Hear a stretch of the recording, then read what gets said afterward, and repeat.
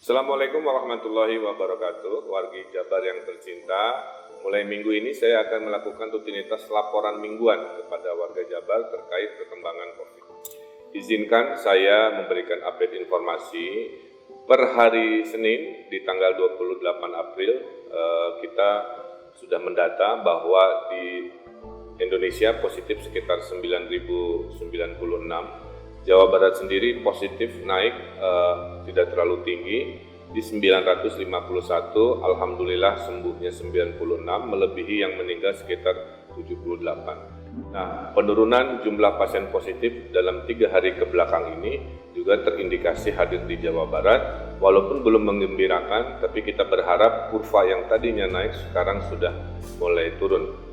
Angka kematian juga turun menjadi 8,2%, lebih rendah dari angka kematian nasional 8,4%. Dan ini terdampak dari efektivitasnya sebagian pelaksanaan PSBB baik di Jabodetabek maupun di Bandung Raya. Dan kita tahu telah dilaksanakan PSBB di wilayah Bodebek selama hampir 2 minggu dari 15 April sampai 28 April dan Bandung Raya di 22 April. Nah, hasil evaluasinya ada data dari BIN bahwa PSBB di Jabodetabek, khususnya di Bodebek ini, alhamdulillah mengalami penurunan kasus infeksi sebesar 38,5%, khususnya di Kota Depok, Kabupaten Bogor, dan Kota Bogor. Oleh karena itu, PSBB berikut di Bandung Raya itu masih berlangsung. Kita belum bisa evaluasi secara menyeluruh menunggu selesainya 14 hari PSBB di Bandung Raya. Tapi peningkatan masih ada dan jumlah PDP pun masih meningkat. Kemudian kita melakukan survei selama PSBB ini, sekitar 79,4% masyarakat sepakat PSBB ini diperpanjang dan 48,5% masyarakat ternyata masih beraktivitas di luar rumah untuk memenuhi kebutuhan sehari-harinya. Padahal dalam teori PSBB maksimal pergerakan manusia di kota itu atau di wilayah hanya 30%. Nah, ini evaluasi kita. Kemudian juga upaya penanganan dari pemerintah Jawa Barat sekarang adalah memperbanyak rapid test. Saya laporkan sudah 93.680 pelaksanaan rapid test menggunakan darah dan 4.116 penggunaan swab kepada tenggorokan dan hidung. Kenapa? Karena kombinasi PSBB dan kombinasi pengetesan masif itulah kunci keberhasilan PSBB. Kemudian aktivasi lab untuk pengetesan dilakukan di banyak tempat, ada di IPB, ditambahi di Rumah Sakit UI untuk mendesentralisasi pelaksanaan pengetesan yang selama ini ada di Labkesda Jawa Barat.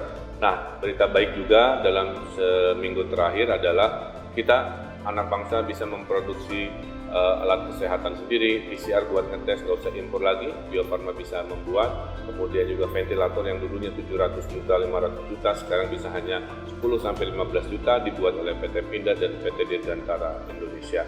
Selanjutnya, minggu lalu juga kita melakukan banyak pengetesan di point of entry, antara lain di stasiun, terminal, pelabuhan, kepada mereka yang lolos dari larangan mudik.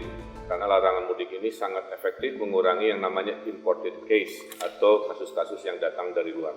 Nah, di luar itu kapasitas rumah sakit saya laporkan ada 105 rumah sakit rujukan sekarang dari 35 rumah sakit yang tadinya dipersiapkan untuk menunjukkan kesiapan Jawa Barat jika kasusnya lebih dari 1.000. Kemudian dari 2.527 tempat tidur di rumah sakit terisi sekitar 55%. Kita doakan tidak menjadi 100%, tetap saja di angka 55%. Untuk mengantisipasi lonjakan pasien yang harus dirawat, mengingat hasil penelitian sekitar 86% pasien COVID itu tidak bergejala atau OTG, maka kita melakukan hadirnya pusat-pusat isolasi yang non rumah sakit, antara lain di TPSDM di Cimahi, tempat-tempat lain gedung-gedung pemerintah, total sekitar 1.400 sudah kita siapkan.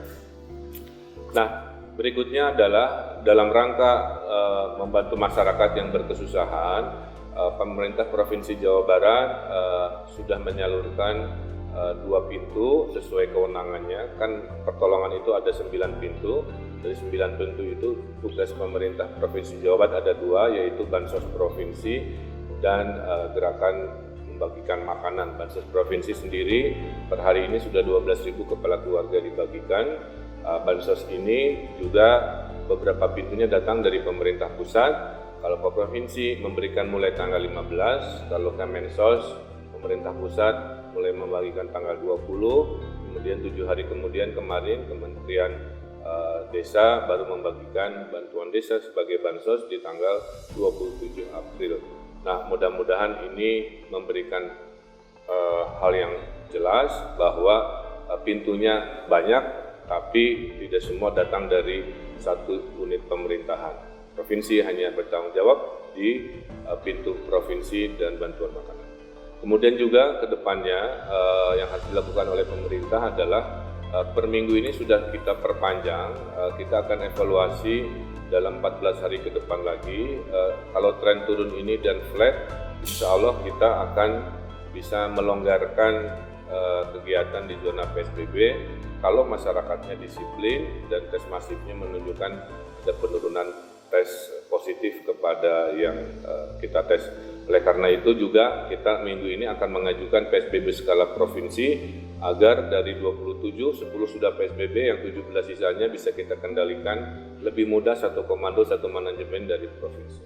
Terakhir dari kami bahwa kasus infeksi COVID-19 ini bisa ditekan jika kita melakukan disiplin dalam pelaksanaan PSBB. Kenapa? Karena Jawa Barat tidak punya modal ekonomi yang besar, tidak punya modal teknologi yang besar. Yang dimiliki Jawa Barat hanya modal sosial alias niat alias ketaatan. Dengan modal niat yang baik dan ketaatan yang baik, hanya itu yang kita bisa lakukan untuk mencegah COVID-19. Oleh karena itu juga kami memohon masyarakat bersabar. Pintu pertolongan ini datangnya berbeda-beda jadwalnya, tidak bisa bersamaan karena kementerian ada, pemerintah provinsi ada, kota kabupaten ada. Oleh karena itu mari kurangi hal-hal yang sifatnya melemahkan, mari perkuat hal-hal yang sifatnya menyemangati. Mudah-mudahan dengan kesabaran dan keberhasilan kita bisa melaksanakan melawan COVID ini dengan sukses. Minggu ini juga mencatat Provinsi Jawa Barat mendapatkan bantuan dari banyak pihak, berbagai organisasi termasuk perusahaan-perusahaan multinasional yang berinvestasi di Jawa Barat, salah satunya Hyundai, memberikan bantuan ribuan APD, melakukan pengetesan drive-thru ala Korea Selatan, dan juga akan memberikan kepada kita beberapa ventilator untuk rumah sakit di Jawa Barat. Di samping itu juga pada minggu ini kita diundang melakukan paparan ke Perserikatan Bangsa-Bangsa melalui UNDP, namanya United Nations Development Program, memaparkan 5 strategi Jawa Barat, yaitu proaktif, kemudian transparan, kemudian juga scientific atau ilmiah, inovatif dan kolaboratif. 5 kunci yang kita lakukan saat ini diapresiasi oleh UNDP dan mereka akan membantu Jawa Barat dalam penanganan COVID. Mudah-mudahan menjadi contoh kepada kota dan provinsi lainnya menurut UNDP termasuk di Asia juga. Terakhir dari saya, selamat melaksanakan ibadah puasa di minggu ini kepada seluruh warga Jawa Barat yang melaksanakan. Bulan Ramadan adalah bulan kesabaran, bulan pengampunan, bulan juga dikabulkannya doa-doa kita semua.